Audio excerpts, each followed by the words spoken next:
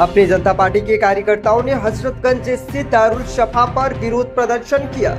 विधानसभा की ओर बढ़ रहे कार्यकर्ताओं और स्वामी प्रसाद मौर्य को बैरिकेडिंग लगाकर पुलिस ने रोका। स्कूलों के मजदूर के खिलाफ प्रदेश भर से आए पार्टी के कार्यकर्ता और पदाधिकारी नारेबाजी और हंगामा कर रहे। स्वामी प्रसाद मौर्य ने कहा कि बेहद अफसोस है कि सरकार स्कूलों को बंद करके मधुशाला खोल रही है। स्वामी प्रसाद मौर्य ने आगे कहा कि हमारी मांग है कि एक राष्ट्र एक शिक्षा लागू किया जाए। दिन प्रतिदिन आबादी बढ़ रही है, जिसको देखते हुए स्कूलों की संख्या बढ़ानी चाहिए, मगर यहाँ उल्टा हो रहा है। भाजपा सरकार यह नहीं चाहती है कि गरीबों और कमजोरों के बच्चे शिक्षा हासिल करें। स्कूल मर्जर के नाम पर पिछड़ों के बच्चों को शिक्षा से दूर करने का प्रयास किया जा रहा है। न रहेगा पास न बचेगी पास। शिक्षकों की कमी को पूरा करने के लिए भर्ती ना करनी पड़े, पिछली जाति के लोगों को नौकरी ना देनी पड़े, इसीलिए यह कदम उठाया जा रहा है। लखनऊ में स्वामी प्रसाद मौर्य ने कहा, लेकर के आप लोग पूरा ये कुछ कर रहे हैं विधानसभा की। अरे ठीक है, आज उत्तर प्रदेश सरकार प्रदेश के सभी प्राथमिक विद्यालयों को एक एक करके बंद करती जा रही है। 16 जून 2025 के शासनादेश के क्रम में 50 बच्चों से कम नामांकन वाले 27,764 प्राथमिक एवं उच्च प्राथमिक विद्यालयों को पेयरिंग और मर्जर के नाम पर बंद करने का पाप कर रही है, जिसमें लगभग 14 लाख बच्चे प्रभावित हो रहे हैं। ये स्कूल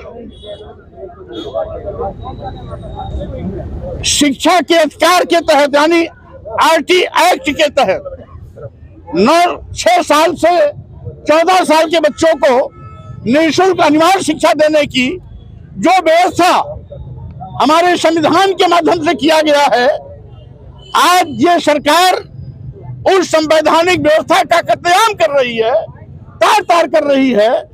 27,764 स्कूल के बंद होने से 14 लाख बच्चों की शिक्षा प्रभावित होगी। विशेष रूप से सरकार जो एक नारा दिया है, पढ़ाई बेटियां, सरकार अपने ही नारे का कत्लेआम करने जा रही है।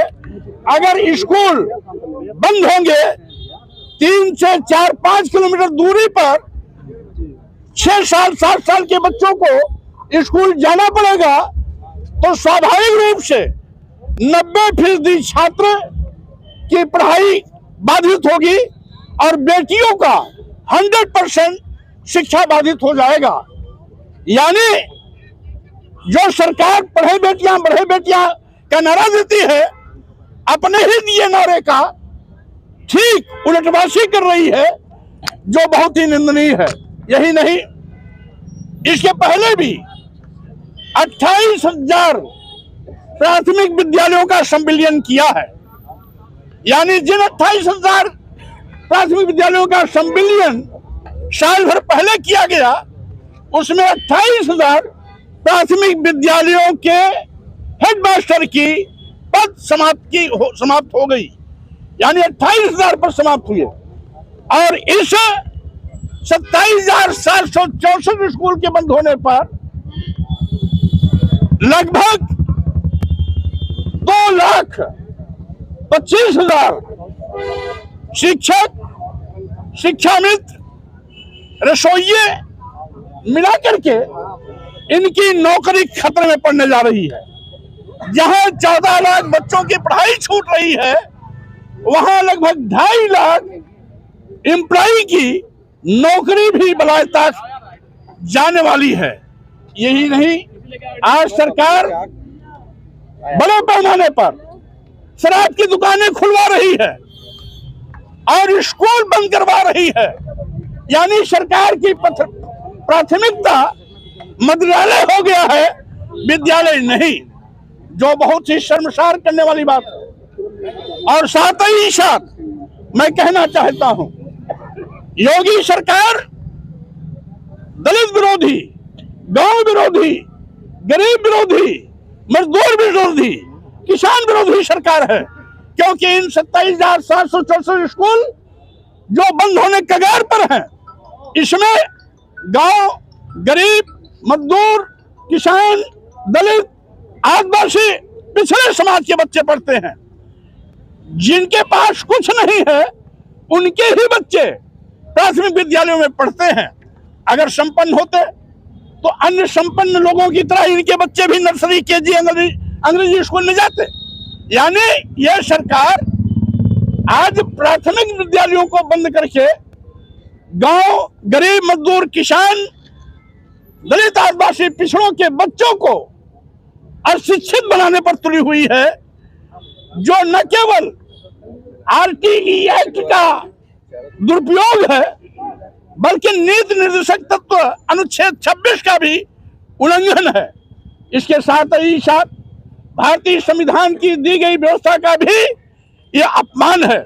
संवैधानिक पदों पर बैठे हुए सत्ता शासन के मंत्री, मुख्यमंत्री आदि लोग आज सत्ता मद में चोर होकर के, मदान्ध होकर के इस प्रकार की घिनौनी और जन विरोधी कार्रवाई करने पर उतारू हैं, जिसके विरोध में अपनी जनता पार्टी एक प्रतिवेदन महामहिम राज्यपाल जी को देने के लिए यहां से चल रही है, जिसकी प्रतियां आपको भी अभी मिल जाएंगी। मकसद है इन 27,764 स्कूलों को बचाया जाए। साथ ही साथ एक चीज और बताना चाहता हूं, आज इन विद्यालयों के संचालन के लिए प्रति क्लास एक अध्यापक के हिसाब से कुल 12.5 लाख शिक्षकों की आवश्यकता है, जबकि उत्तर प्रदेश सरकार के पास मात्र 6,40,000 अध्यापक हैं। आखिर बताइए, 6,40,000 अध्यापक, ये जिसमें से 15,000 स्कूल ऐसे हैं जिसमें केवल एक शिक्षक है, यानी 10,535 स्कूल प्राइमरी के, 4,590 स्कूल जूनियर हाई स्कूल के एक एक अध्यापक हैं। यानी 12 जहां 12,500 शिक्षक चाहिए, वहीं पर 6,500 शिक्षकों से यह सरकार काम चला रही है।